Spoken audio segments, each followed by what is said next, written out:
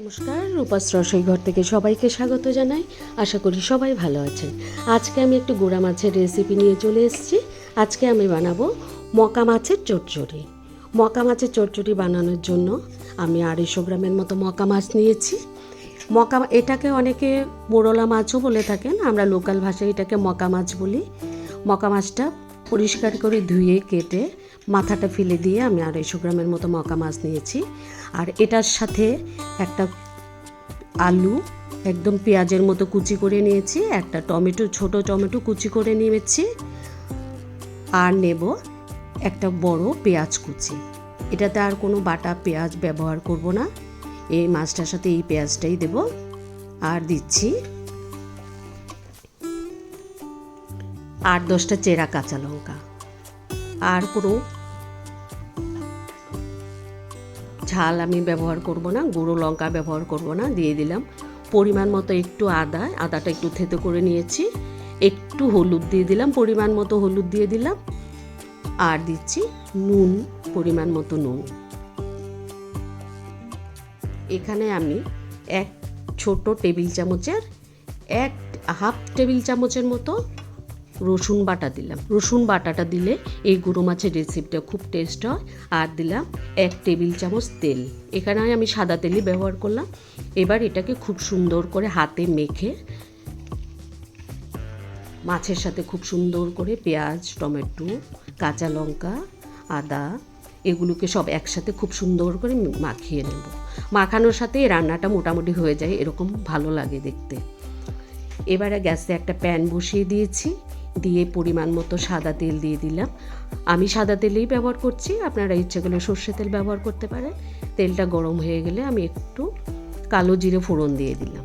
কালো জিরাটা প্যানের সাথে নাড়া দিয়ে মিশিয়ে নিলাম। এবার মাছের মাখাটা প্যানের মধ্যে ঢেলে দিয়ে প্যানটাকে ঘুরিয়ে তেলের সাথে আর কালো জিরার সাথে পুরো মাছটাকে মাখিয়ে নিলাম। একটু নাড়াচাড়া করে দিচ্ছি, করে 2-3 মিনিট এরকম করে নাড়াচাড়া করে এক পিঠ হতে দেব। আপনারা যারা গুঁড়ো মাছ খেতে পছন্দ করেন ঠিক এভাবে একবার বানিয়ে খেয়ে দেখুন, দুর্দান্ত টেস্ট হয়। এক পিঠ আমার হয়ে গেছে, অপর পিঠটা উল্টে দিচ্ছি, একটু খুন্তি দিয়ে নাড়াচাড়া করে।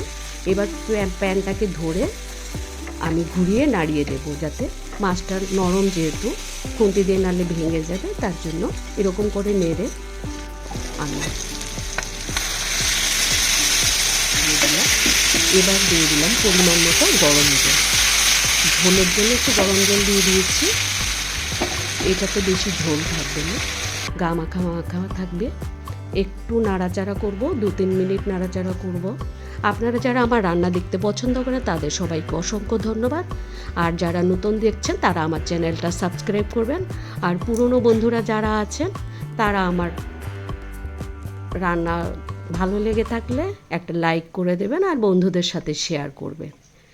আমার হয়ে গেছে পুরো রান্নাটা। একটু ঢাকা দিয়ে দিয়েছিলাম যাতে মাছে আর মশলায় মাখাটাও খুব ভালো সুসিদ্ধ হয়।